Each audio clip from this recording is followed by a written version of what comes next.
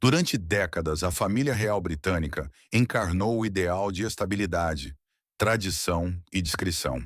Para o público, a rainha Elizabeth II e o príncipe Philip representavam uma união inabalável, uma parceria enraizada no dever e no amor. Mas como revelou recentemente a emocionante entrevista da princesa Anne, por trás das portas fechadas, o casamento real era muito mais complexo do que a imagem polida projetada para o mundo. A história deles não é sobre traição ou ressentimento, mas sobre sacrifício, adaptação, companheirismo profundo e a dor silenciosa de escolher o dever em vez da felicidade pessoal. A separação do príncipe Philip e da rainha Elizabeth em seus últimos anos nunca teve a intenção de ser um escândalo. Foi um ato de respeito mútuo.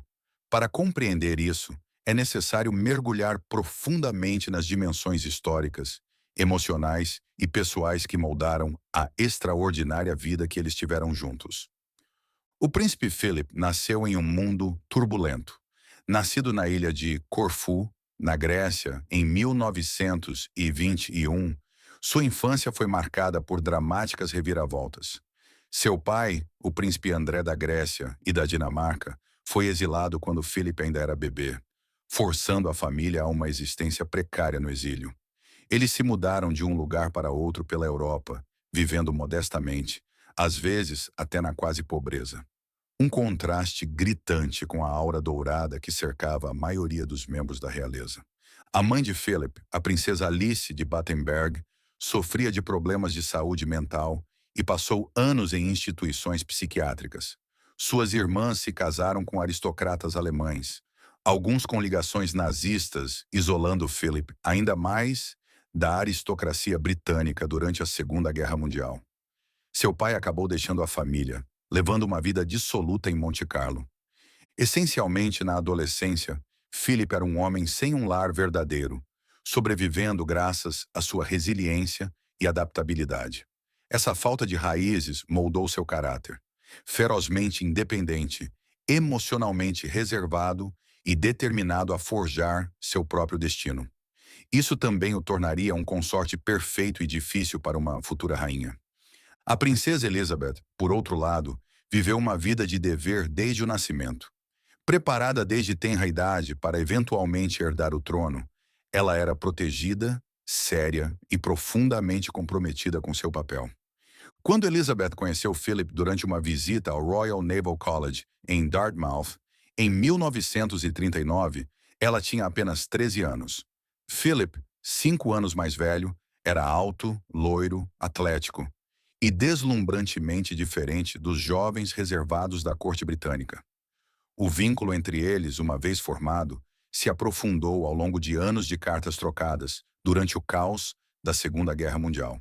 O humor, a ousadia e a energia de Philip cativaram Elizabeth, oferecendo-lhe uma visão da vida além dos limites do protocolo da corte. Mas para a elite britânica, Philip era uma escolha problemática. Um príncipe estrangeiro, relativamente sem dinheiro e com laços suspeitos com a Alemanha. No entanto, Elizabeth permaneceu firme. Contra toda a pressão política, ela o escolheu. O casamento deles, em 1947, foi um renascimento simbólico para uma nação cansada da guerra. Uma celebração do amor, da renovação e da tradição. Os primeiros anos de casamento foram dos mais felizes para Philip e Elizabeth. Morando em Malta entre 1940 e 1951, enquanto Philip servia na Marinha, eles desfrutaram de uma vida seminormal, livres do escrutínio constante da imprensa britânica. Eles dançavam em bailes, recebiam amigos e exploravam seu relacionamento sem os fardos dos deveres reais. No entanto, a morte do rei George VI em 1952 destruiu esse idílio. Da noite para o dia, Elizabeth tornou-se rainha com apenas 25 anos, e a vida de Philip mudou irrevogavelmente. Ele foi forçado a renunciar à marinha, a carreira que amava e a fonte de sua identidade pessoal. Seu papel tornou-se indefinido. Não era rei nem governante, mas o consorte da rainha, perpetuamente um passo atrás de sua esposa em compromissos públicos. Para um homem que valorizava acima de tudo a autonomia e a independência, foi uma adaptação brutal. Houve outras ofensas também. A decisão de manter o nome da Casa de Windsor, em vez de adotar o sobrenome Mountbatten, causou profundo ressentimento. Philip fez a famosa piada: "Sou o único homem no país que não tem permissão para dar seu nome aos próprios filhos." Esses sacrifícios iniciais lançaram as bases para um casamento duradouro, mas não isento de tensões. Philip se adaptou, mas não sem uma luta interna. As décadas de 1950 e 1960 foram anos de prosperidade para essa monarquia, mas na vida privada, as rachaduras eram evidentes. Philip, robusto e inquieto, irritava-se com as tradições rígidas e arcaicas da vida na corte. Elizabeth, embora amorosa, era frequentemente consumida por seu papel como soberana. Rumores sobre os casos de Philip começaram a circular na imprensa sensacionalista. Sua amizade com a atriz de teatro Pat Kirkwood, seu suposto envolvimento com a bailarina russa Galina Ulanova e rumores de flertes discretos alimentaram as fofocas.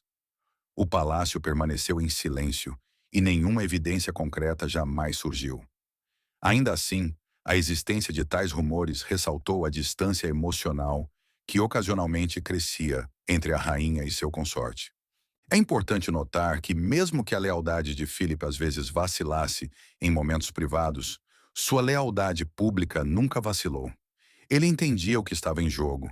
Ele sabia que seu papel principal era apoiar a rainha, fortalecer a instituição da monarquia, mesmo à custa de sua felicidade pessoal.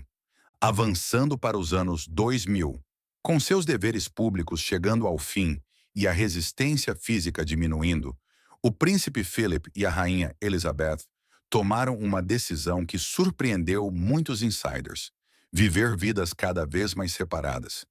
Em 2017, aos 96 anos, Philip se aposentou oficialmente das funções públicas. Ele escolheu morar em Wood Farm, uma casa isolada na propriedade de Sandringham. Longe da grandiosidade do Palácio de Buckingham ou do Castelo de Windsor, Wood Farm era rústica, privada e, o mais importante para Philip, normal. Em Wood Farm, Philip podia viver como queria. Ele podia pintar, ler, passear pelos jardins, andar de carruagem e receber velhos amigos de maneira informal. A formalidade sufocante da vida real ficou para trás. Enquanto isso, a rainha Elizabeth permaneceu no Palácio de Buckingham e, mais tarde, no Castelo de Windsor, continuando suas funções oficiais. Para o público, esse arranjo de vida parecia estranho. O casamento deles estava em crise? Seria uma separação silenciosa e não oficial? De acordo com a entrevista emocionada da princesa Anne, a resposta é muito mais comovente. Foi um ato de compaixão mútua. Após uma vida inteira de deveres compartilhados, Elizabeth permitiu que Philip recuperasse um pouco de liberdade pessoal. Foi um presente, não uma rejeição.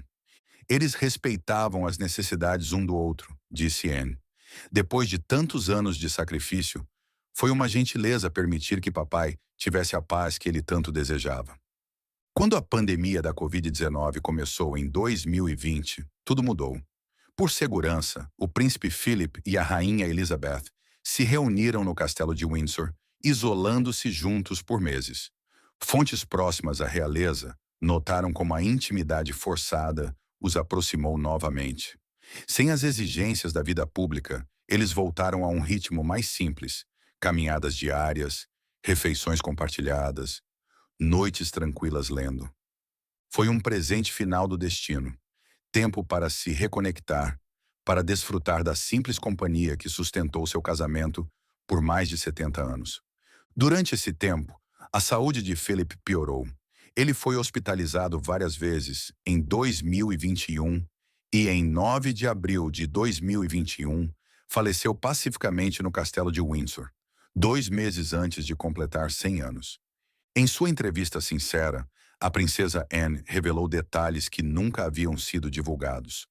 Lágrimas brotaram de seus olhos ao descrever as lutas particulares de seu pai, os imensos sacrifícios que ele fez pela coroa e por sua mãe.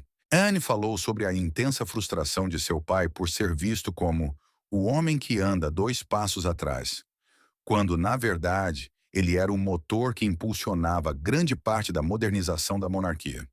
Seu trabalho para reformar as propriedades reais, seu compromisso com causas ambientais e sua agenda incansável de compromissos públicos eram frequentemente ignorados. Ele não estava apenas apoiando a rainha, disse Anne. Ele estava protegendo-a, protegendo todos nós.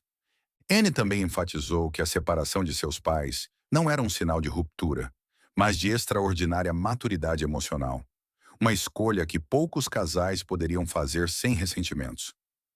Eles se amavam intensamente, concluiu Anne. Mas o amor nem sempre significa estar lado a lado todos os dias.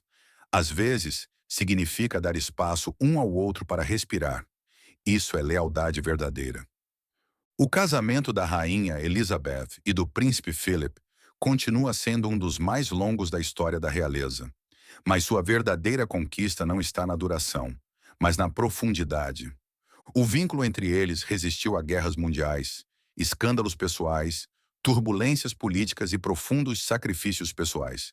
Em um mundo obcecado por romances de contos de fadas, o deles era algo mais raro, uma parceria real, complicada e profundamente leal. A história deles nos ensina que a verdadeira companhia não tem a ver com felicidade perfeita. Tem a ver com resistência, empatia e a força silenciosa de honrar as necessidades um do outro, mesmo quando essas necessidades divergem. Seus últimos anos, vivendo separados, mas conectados por um vínculo inquebrável, personificam um tipo de amor que transcende as narrativas tradicionais.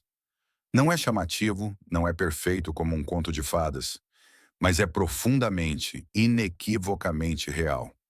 Em sua emocionante entrevista, a princesa Anne destruiu o mito do casamento real perfeito, revelando algo infinitamente mais poderoso. Dois seres humanos unidos pelo dever, pelo amor, pelo sacrifício e por um compromisso inabalável um com o outro e com seu país. Em sua separação, encontramos sua maior intimidade. E em sua lealdade duradoura, encontramos um exemplo não apenas para a realeza, mas para todos nós que nos esforçamos para navegar pelas complexidades do amor, do dever e da identidade em um mundo complicado.